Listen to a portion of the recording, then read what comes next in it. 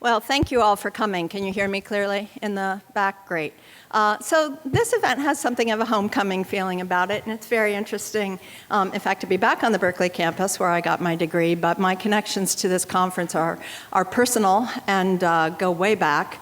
Tamia Marg, whose father, Elwin Marg, is the person responsible for establishing the Minerva Foundation, is somebody that I met in the mid-'70s. And so she was at the time studying printmaking and art at the California College of what was then the College of Arts and Crafts. And so we met in relationship to shared interests in the production of graphic materials. We subsequently went on to live in a warehouse with another roommate, Diane Burke, who's also here, who is responsible for the graphics for this conference. And so those shared interests that have crossed the creative, the imaginative, the scholarly, and the scientific were part of the conversations we were having in those periods and have come forward in each of our professional careers. Diane's a designer at the Exploratorium. Tamia's been involved in all kinds of activities related to the arts and sciences, and so have I. And I will also say that there's an interesting connection in terms of kind of parental lineage. And there's a way in which I'm happy to imagine both Elwin Marg and my father, Boris Drucker, looking down upon us today. My father was a cartoonist and very interested in the sciences, but spent his life in the applied graphic arts. And Tamia's father, Elwin Marg, was involved in vision, sciences, and the brain. And so there's a wonderful sense of kind of synthesis and the generational moving forward of these shared interests and activities. So it's great to be here, and I really appreciate Vero, Tamia, and Lauren for all of their coordinating work from which we will all benefit through the course of the day with ample applications of sustenance of all kinds.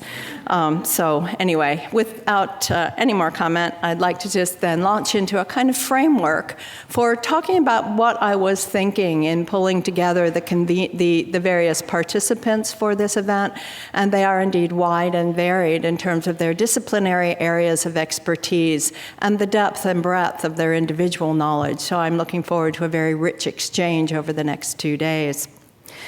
In a passage that I've cited many times, the philosopher and mathematician René Thom stated that there are only two stable systems of knowledge notation: mathematics and language.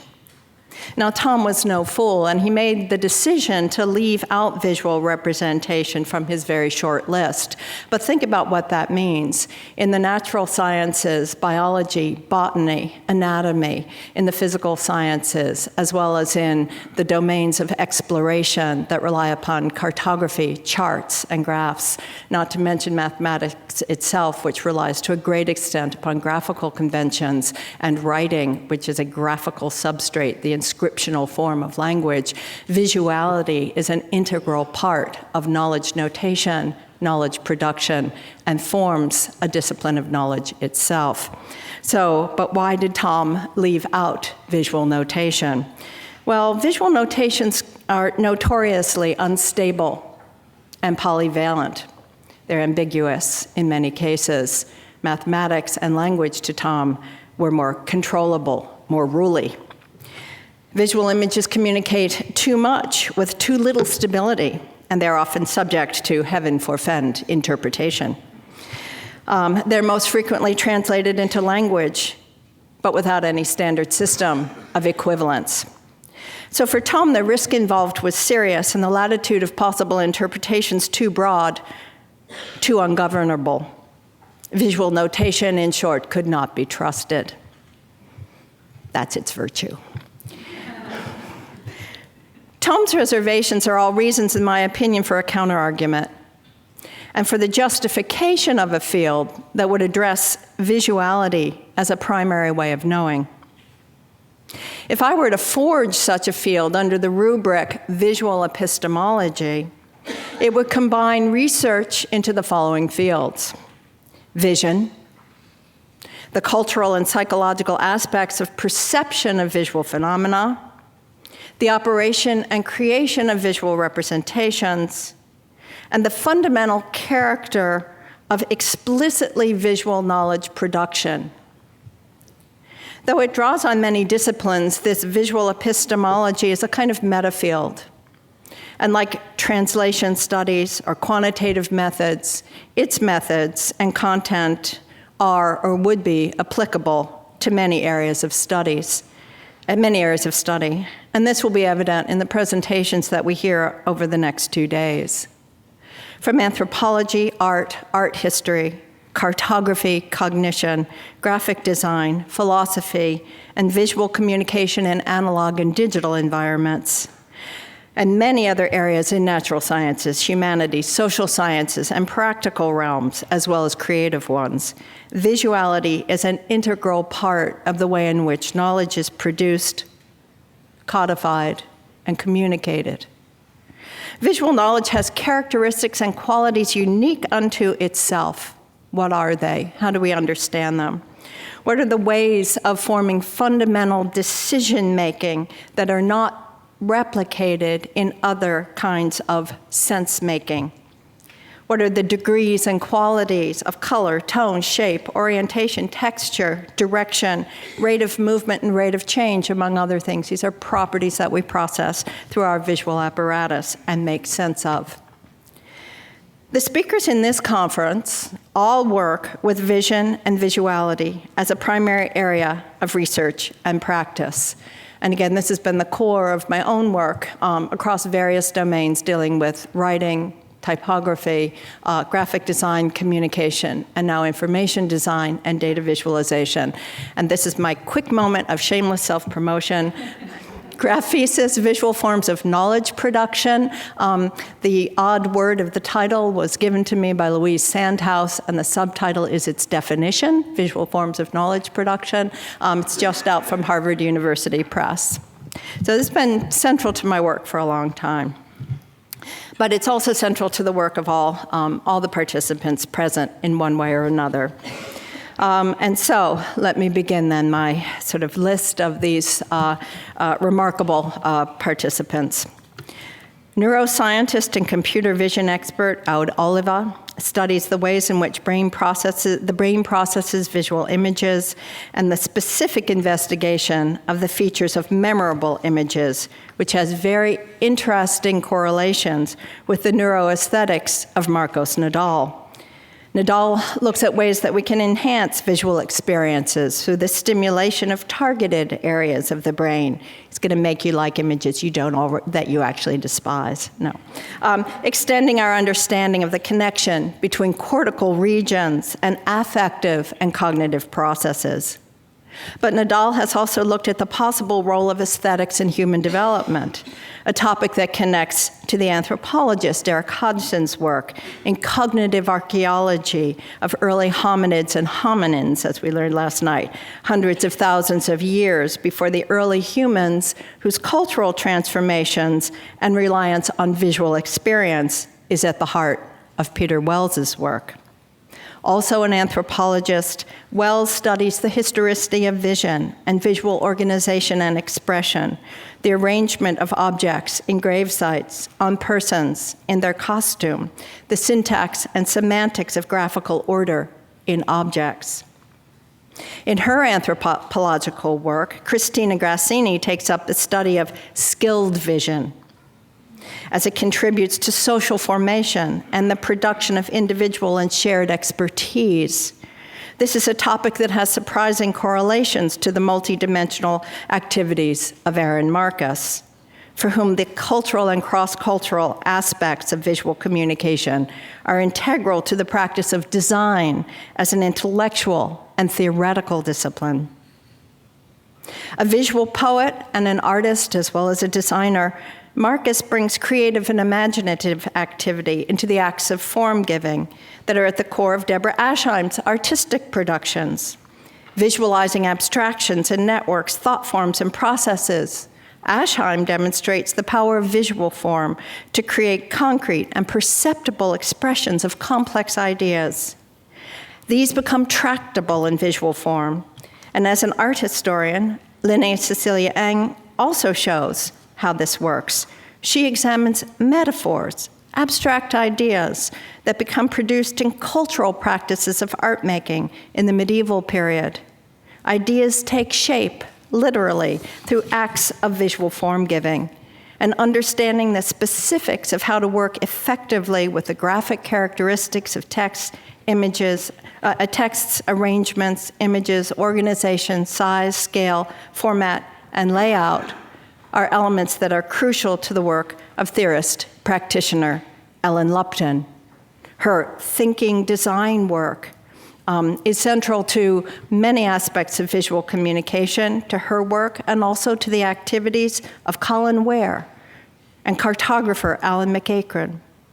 An information visualization expert, Ware has systematically studied the principles in the science of perception in order to integrate them effectively into graphic design, to the level of eye movement planning and visual feature detection. McEachran's attention to spatial cognition extends the systematic study of visual perception into three-dimensional space and its representation in maps, which are tasked to ever greater complexity in the computational environment. Computational approaches to modeling vision and visual knowledge undergird the creative research of Harold Cohen, whose Aaron project created the first computer program capable of producing art autonomously from a set of principles.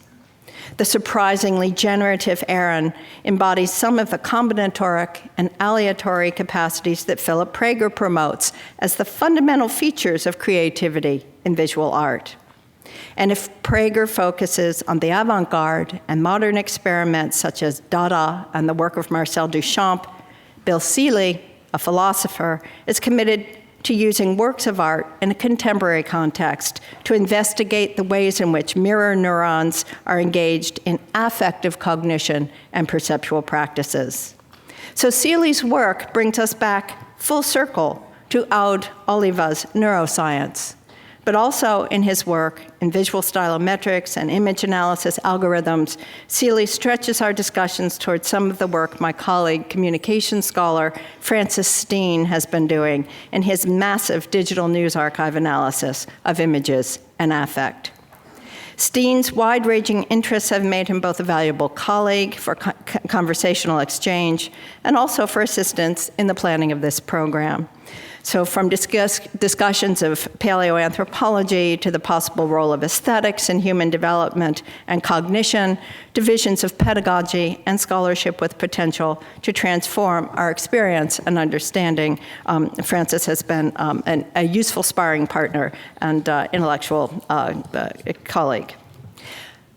Which is all by way of saying that though the participants in the conference come from varied and disciplined backgrounds, the areas of overlap and the amount of resonance I expect to hear in the papers ahead are rich and many. So vision, visuality, visual representation, cognition, perception, affect, and aesthetics. The many facets of visual epistemology will come into and out of focus as we proceed. So let us begin. Speakers, be forewarned, Tanya Marg is holding an iPad with a countdown number on it, and you are to attend to that countdown number. It's graphic, it's large, it's visual. The speakers will each speak in turn. I'll introduce each of them as they come to the platform simply by name, their affiliation, and the title of their talk. And they will speak for 30 minutes, and then we'll have 10 minutes for questions after each participant, and plenty of time for exchange during the coffee and pastry and food events of the day. So without further ado, allow me to introduce Francis Steen, faculty in the Department of Communication at UCLA, and he is going to speak on the topic of the construction of social reality through art, or at least that was the title he gave me a few days ago. We'll see if it's still his topic today. Francis. Thank you. All right, good morning. Let's see now. Paleolithic hunters entered Europe at the height of the Ice Age 45,000 years ago. And from the very beginning, in their footsteps, we find portable art, statuettes, and monumental decorated caves. This was a tough life. It's not an obvious question why they went to this enormous amount of trouble to develop forms of representation that we today recognize intuitively as exquisitely beautiful.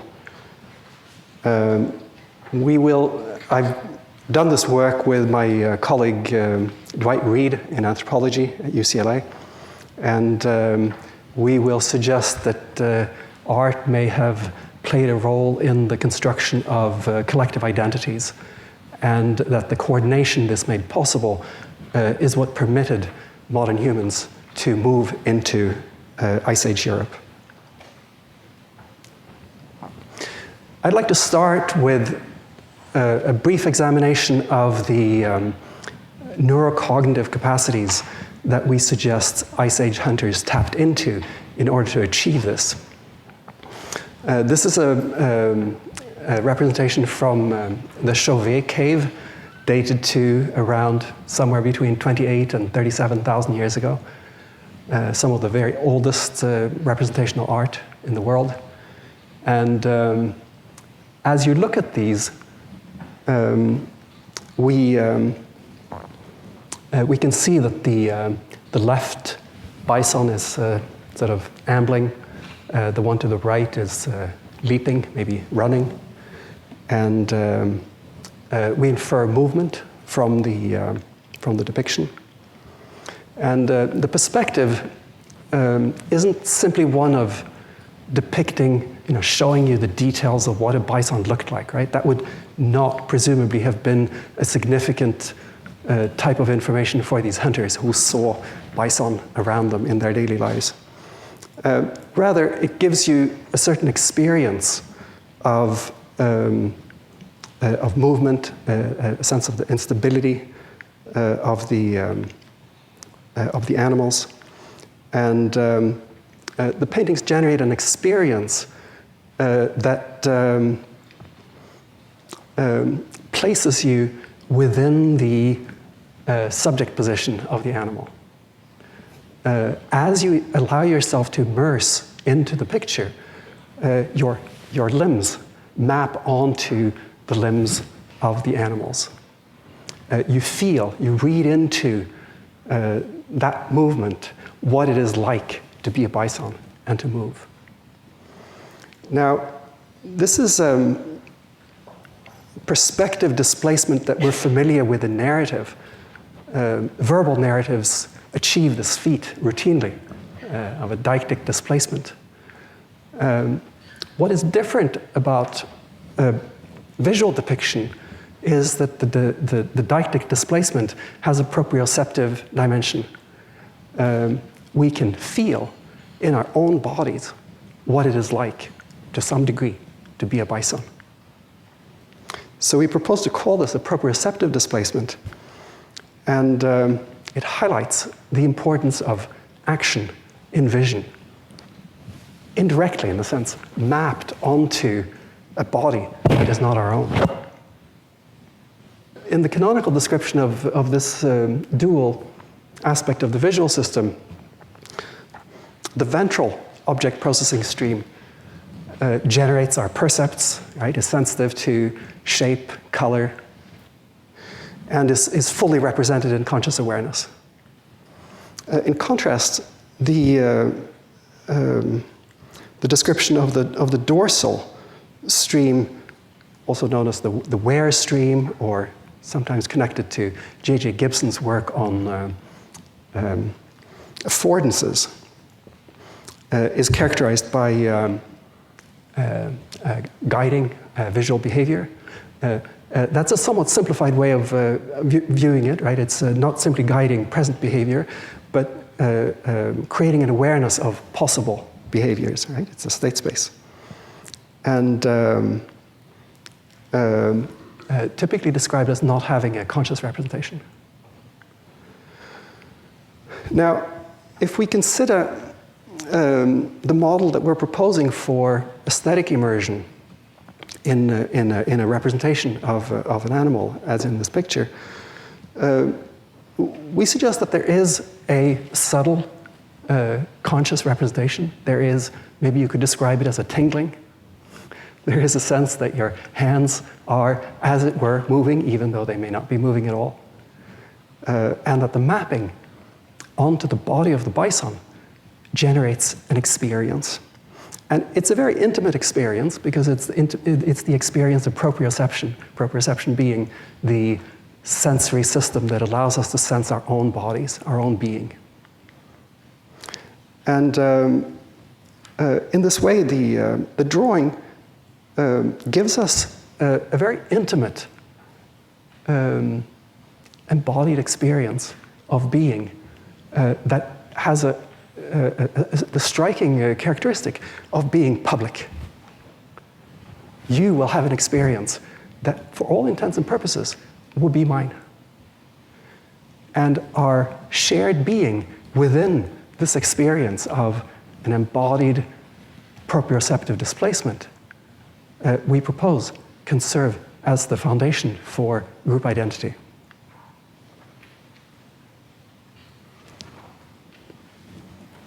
Through these depicted animals, we see, if you see here, these very sharply defined eyes of the lions oogling the prey.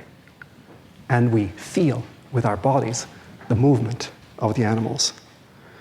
And we adopt poses and stances that you and I can adopt together. And in spite of our different pasts, our different histories, inclinations, we can join in a shared experience. These, of course, can be manufactured at will.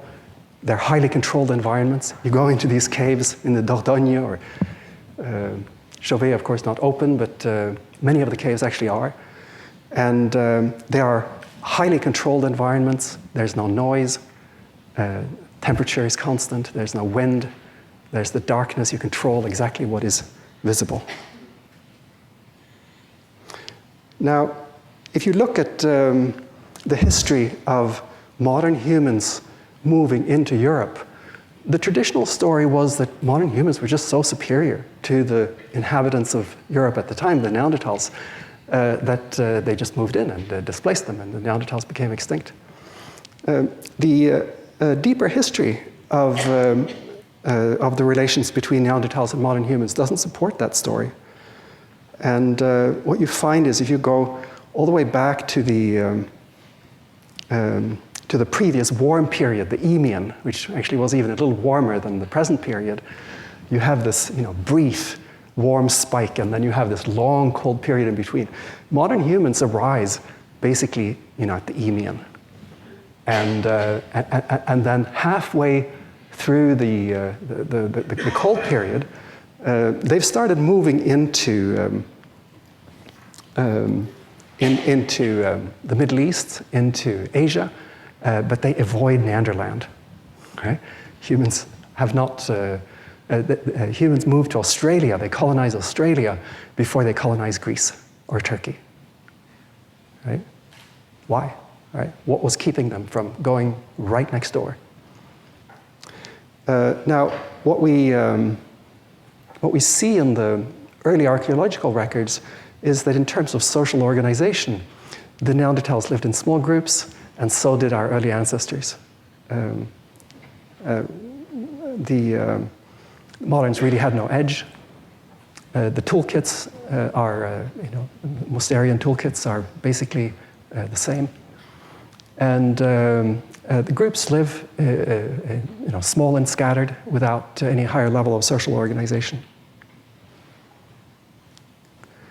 Early meetings suggest kind of equality. There's evidence of, basically all non-South Saharan humans have a Neanderthal mixture.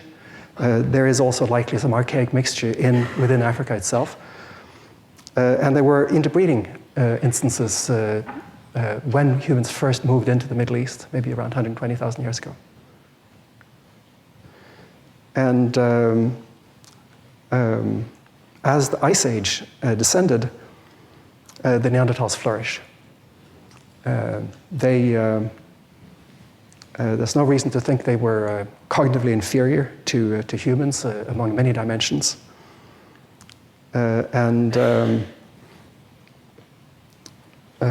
If you, in the Middle East, as late as 60,000 years ago, we know that modern humans had been living there for quite a while. They moved into the Middle East around, as early as 120,000 years ago. When the Ice Age descended onto Europe, the Neanderthals moved south, and they displaced modern humans. Right? Around 60,000 years ago, we see that at the Kibera cave in Israel. And we see Neanderthal burials from this period. Now, living in small groups is costly along a number of dimensions. It's hard to aggregate information. It's hard to develop new technologies. It's hard to avoid losing information. And the kind of technological progress that we're familiar with from around 50,000 years ago took a while to get going. We needed social dynamics in order to ensure that discoveries could become cumulative and could be sustained. Of the several hominins alive at the time, there was genetic exchange. There's quite recent discoveries, and we don't really have much to reconstruct what was going on. But we know that the climatic swings were dramatic. And what that meant is that there would be a premium on groups that were able to generate new strategies of survival rapidly. This Ice Age pump has been proposed as a kind of cognitive driver for enhanced cognitive abilities, and Dwight and I argue for a higher level of social organization capable of ensuring the aggregation and transmission of information. So the challenge then is people are living in small groups, disconnected from each other, low levels of trust between groups, low level of efficiency in the exploitation of the environment, slow rate of innovation, so on and so forth. How do you unlock the potential that we know as modern humans somehow was able to be unlocked? And one interesting dimension is marriage. Now, anyone recognize her? This is Neanderthal Shakira.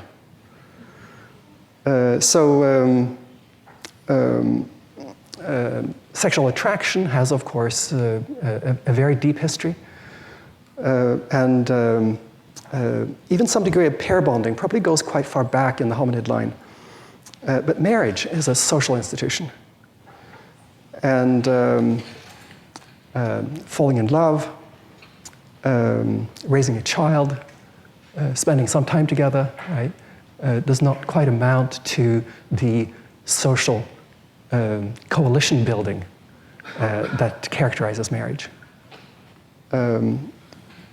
Gabriele did a simulation on how the psychology of pair bonding could evolve, and argues that it may have started fairly early, and that it was a kind of coalition between provisioning males and faithful females. But the evidence suggests that this is not sufficient to create what today we call marriage. Right? This is not the long-lasting social contract.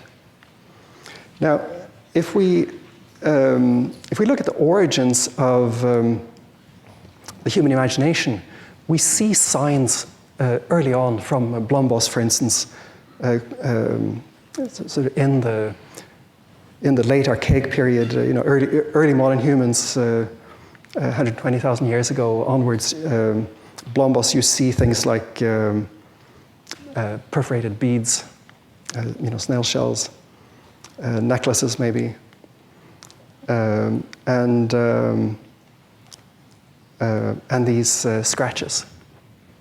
Now, this level of art may have been shared by Neanderthals. So a recent find in the El Castillo cave in Spain presents this as Neanderthal inscriptions from around 41,000 years ago. There's still some debate about the dates. The attempt to reconstruct the incredibly sophisticated cognitive capacities that arose with human beings in the visually productive imagination. Right? The imagination specifically being a visual medium. It is the visual medium that is capable of transcending not only the present, but the possible future, moving into the impossible. Right? We can imagine what is impossible with ease. Quite surprising, actually. And one of the challenges of a very vivid imagination is the possibility of what Endel Tulving called representational abuse. In other words, a kind of inability to distinguish between what originates in your imagination and what originates in perception. The development of this particular source monitoring problem may have given rise to the construction of identity, the construction of a self. Right? The self, sort of the mind as a locus. In the early caves, possibly even in the Neanderthal caves, we see these signs of a kind of work associated with the construction of consciousness as a locus of thought. In other words, the idea is that you need to attribute thought, you need to attribute the imagination to something, to some entity, to some process. A lion doesn't need to know it has a mind. Right? A human actually does. Now, so this involves a kind of reorganization of the mind that's very far-reaching consequences, and that we're still in many ways struggling with. It's a highly problematic process. And a cost, if you like, of the construction of the self is fragmentation. Right? Myself is different from yourself. My interests are different from your interests. Right? The inability to work together. Very early on, what we see in Paleolithic art is if we see anything human at all, they are humans with animal heads.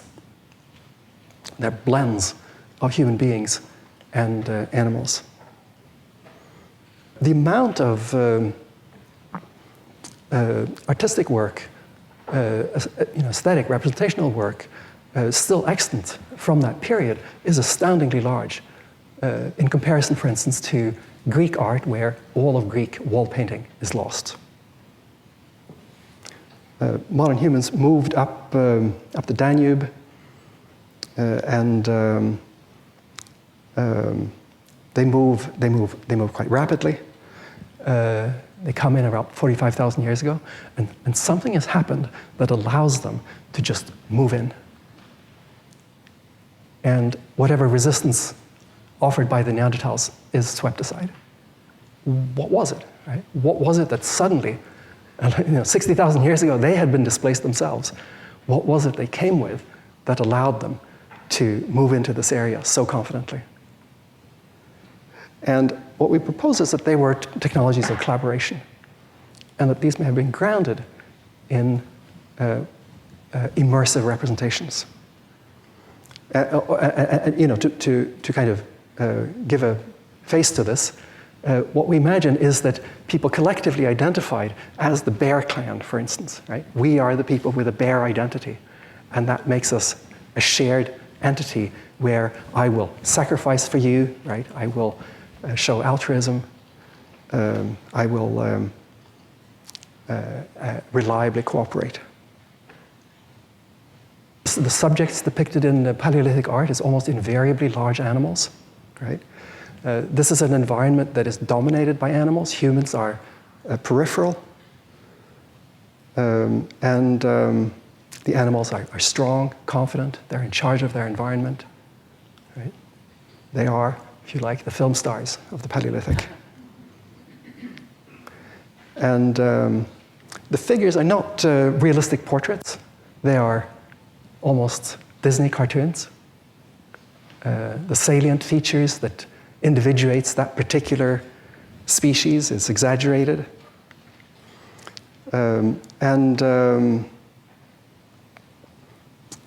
What we propose is that we have this three-stage development of group identity. One of the spectacular finds is the Löwenmensch from Hohenstein-Stadel near the Danube, dated around 40,000 years ago, presumably left behind by people who traveled up and lived close to the Danube River. It's recently been reassembled, and the figure has a number of peculiar features. It has, of course, a lion head and a human body. Is it male or female? Female figures tend to look like this. This is the Venere di Savignano, 35,000 years ago. The lion has this genital area, if I could call it that, with the female-looking area. Now, what we know of early human tribes and is that they tend to practice female exogamy to avoid inbreeding. And marriage may have begun as a formal community event to induct a female from the outside into the tribe. So what we're proposing here is that groups created, in the first stage, groups create a shared identity through, mediated, facilitated through the construction of art that allows you to immerse into this proprioceptive experience. And then, as a second stage, marriage as a way of creating alliances between groups. And that the Löwenmensch may be a symbolic representation of this event, blending a man, a woman, and the group identity into a single figure. The ice advances, so from the period to 45,000, for the next 15, 20,000 years, it actually gets colder. The ice pulls further south. And Chauvet from about 33,000 years ago, 32,000 years ago, would have been decorated in this very harsh period. At the entrance of the Chauvet cave is this curious composite figure on a natural pendant in the calcite rock. And if you rotate it, you see that this is a triple composite. There's a bison head, there's a vulva, and the figure on the left continues into a lion figure. So there's a lion on the left, there's the vulva in the middle, and there's the bison on the right. And it's a very puzzling figure. And one possible interpretation that we propose is that this represents the marriage of two tribes. This is the lion group, the bison group, unified through marriage. And I think that's all I have time for. Thanks very much.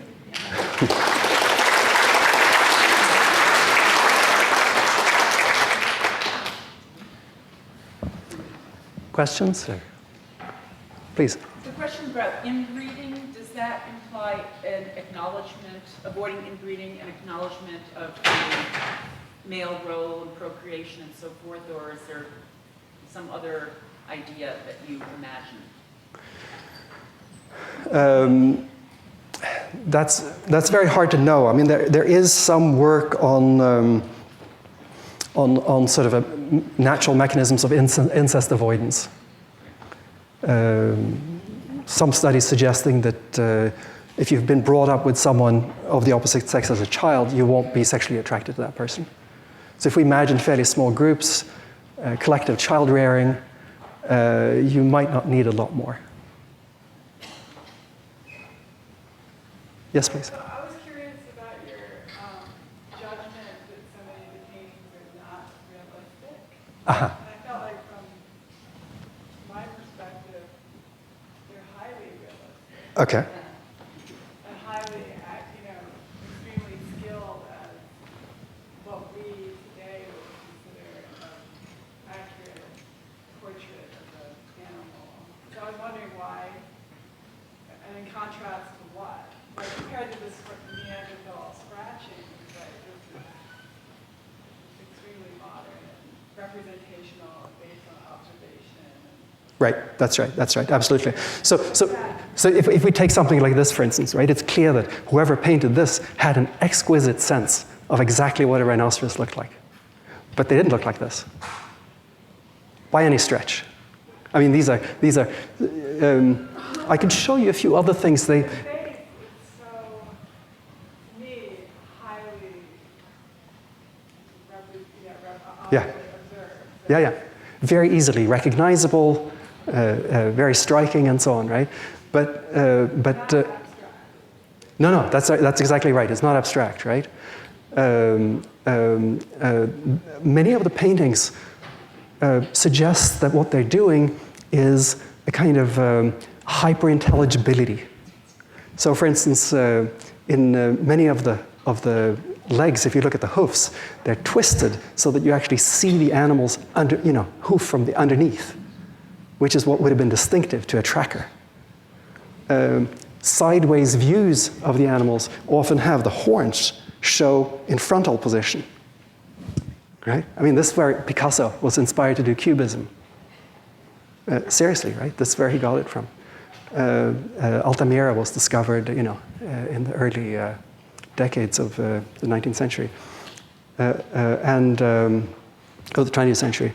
And so what they're doing is they're sort of they're painting what they're painting the animal from they're painting how you think of the animal. Put it that way, right? And there's a lot of realism, no question, right? But it seems to transcend the goal of merely reproducing what the animal looks like. Please. If we take it as a given that there are varying levels of realistic depiction amongst the examples that you showed, did you see any trend line over time when placing these on the timeline if they tended towards one end of that scale or another, towards a more finely observational work versus the more caricatured approach being used in a piece like that? Right. Yeah. Excellent question. The difficulty facing stylistic analyses of Paleolithic art is that early on they used the stylistic to date art. Right. So they actually, put primacy to say, Magdalenian art looks like this, and the earlier had these characteristics and so on, right? With the discovery of Chauvet, which stylistically appears to belong to the Magdalenian, the dating places it much, much earlier. And it basically made art historians need to, just have to throw out what they'd done, if they accepted these dates, right? They'd basically throw out their typology, stylistic typologies. How reliable is the dating? I think the consensus is that it's really hard to they have multiple forms of dating. For instance, they can date the uranium isotopes within the transparent calcite. This is the latest they've developed, and there's an agreement between the different methods. There's always room for debate here, right? But I think the consensus is that it's pretty good. The other dimension to this, the temporal span of this art is that you have a period from, let's say 45,000 years ago until the Holocene, about 10,000 years ago, where you have more or less, continuous artistic tradition that's recognizably Upper Paleolithic art. And you're talking about a period of 30, 35,000 years. Right? That's a fad, huh? So, something really striking is going on. And it's not necessarily done by one continuous population, right? These would have been on the move, displaced, climate changes, right? And yet there is this robust continuity. So beyond that, I can't really respond. There may be more to your question than I'm able to give you. Please. If you could wait for the microphone, please. He's going to bring you a mic, and everyone can hear. Yes, with respect to the origins of marriage, I've suggested that a very small change in behavior may have reorganized society. A chimpanzee, male chimpanzee, will mate with anybody who's receptive anywhere that's handy, whereas humans prefer to be in private. And I think this may have encouraged a one-on-one social arrangement of the beginning of the nuclear family. Do you think that's enough to push this change? So, see, if you think of, I suggest distinguishing between pair bonding and marriage. And I think what you suggest may have played a role in pair bonding. And humans have strong emotional adaptations, features that relate to pair bonding. Falling in love, strong feelings we get when we're attracted to one person in particular. Attachment. Right? It's a whole series of adaptations, and what you suggest may be one of them. But marriage is a social institution. It's something that needs to be witnessed by everyone. In many societies, members of the community contribute resources to that couple. It's seen as a commitment that should last. It has consequences for alliances between families. And it's a cultural innovation.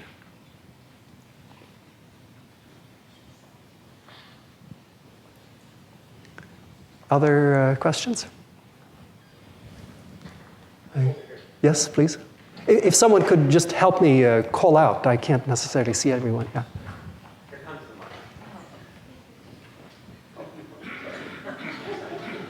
the mic.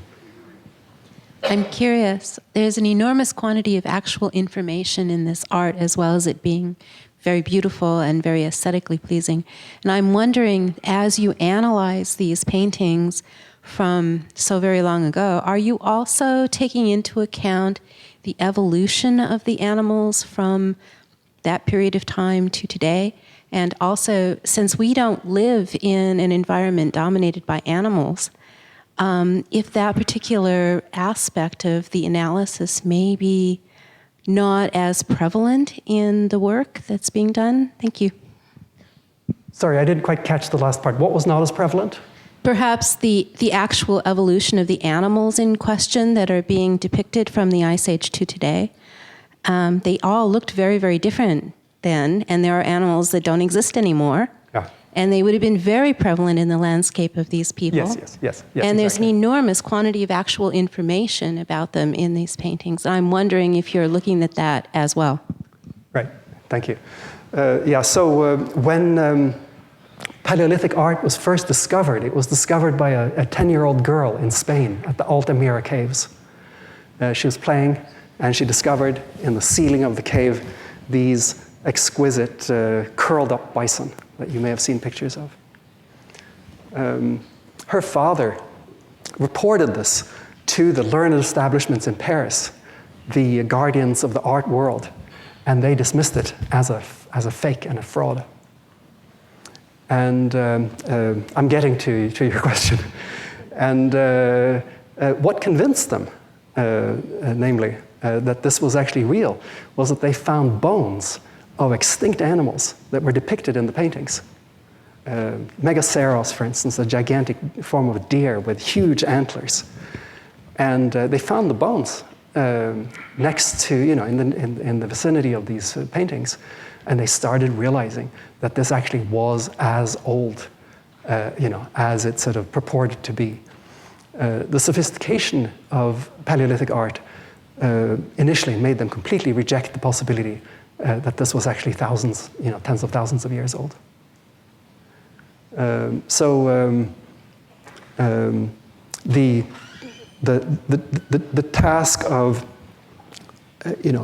attempting to relate to this art requires us in some ways to go back, as you suggest, into a world that really was very different, where different species of animals, the woolly mammoth was common, the rhinoceros, these maneless lions, right, that we saw earlier in Chauvet, they were common.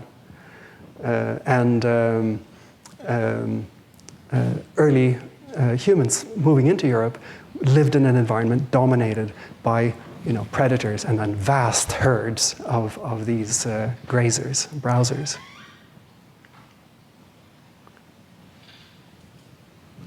Yes? Oh, okay. I guess I've got the mic, so I'll just butt in here. Can you hear me? Yes. Okay. You talked about how the shared identity was developed through the art, and you had a slide entitled Group Identity, and there was some reference there to individual experience, but I didn't quite understand what you were saying. Are you saying that there was a sense of an individual experience within the group identity, or would you? Okay, I'll clarify. Yeah, thank you for the question. Yeah, so what I'm suggesting is that this is actually a very complex process, and I haven't really, it's not really time to unfold it fully, but let me say a little bit more. That the starting point is this notion that with the evolution of the human imagination, a problem arises that the mind was not adapted to solve. Normally, the mind is completely transparent. As I suggested, if you think of the mind of a lion or a bear, right? The content of consciousness is basically, what is out there in the world. There isn't a mind, right? There's no locus for the mind. The mind isn't anywhere. Right? It doesn't really exist. There's no reason to have a concept of a mind, right? But once you get the imagination, you need to be able to reliably distinguish between what originates in memory, what is being generated by the mind, and what originates in perception. Now, of course, both of these, in practice, in neuroscience terms, involve same processes and so on, right? The imagination is built on top of the perceptual system, but you actually it's really vital to distinguish them. If not, you are psychotic, right? And humans are exposed, vulnerable to psychosis.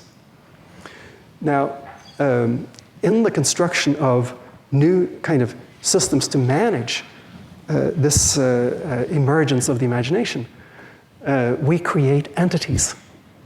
Entity of the self, so for instance, in everyday terms today, we say, the self feels, the self sees. I see things, right? As if I'm in here and I'm looking out of the eye and seeing stuff, right? The models are completely wrong, right? They're sort of heuristic and they sort of work in some ways, but they're also deeply wrong. And the construction of identity based on individual experience, which is what I was starting to hint at a little bit here, are really idiosyncratic. They're sort of private mixtures. And to the extent that my identity gets tied in to the private mixture, the specific idiosyncratic past that I have, right? I become separate from you. I become highly individuated. And if you look at the evolution of cognitive capacities, from monkeys onto the apes and so on, right, into humans, what you find is that group size decreases.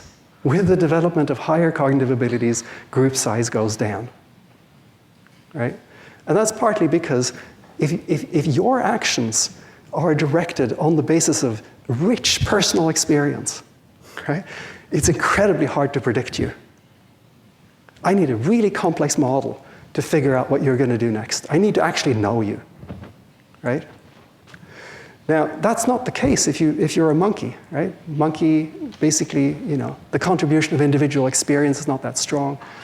You can predict on the basis of, age, sex, a few things like that, right?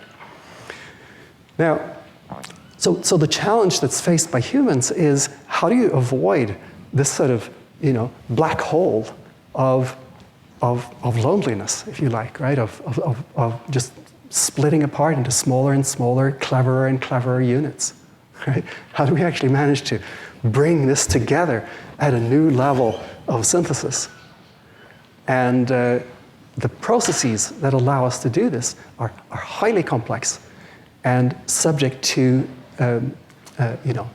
again, this notion of representational abuse, right? Subject to a type of psychosis. And group identity is in some ways psychotic, right? So even though it accomplishes something good, it is in some sense a delusion, right? It isn't real, right? You and I aren't Americans, right? Right? This is like, we create these identities and give them enormous weight, but there's no ontology behind it. Right? So this is why these issues is really, really complex. So on the one hand, it has beneficial, constructive consequences. It allows people to, everyone, we're in the Bear Clan, right? We get to work together, right? But at the same time, it's not really grounded in truth. Do we have I think we're out of time. Thank you very much.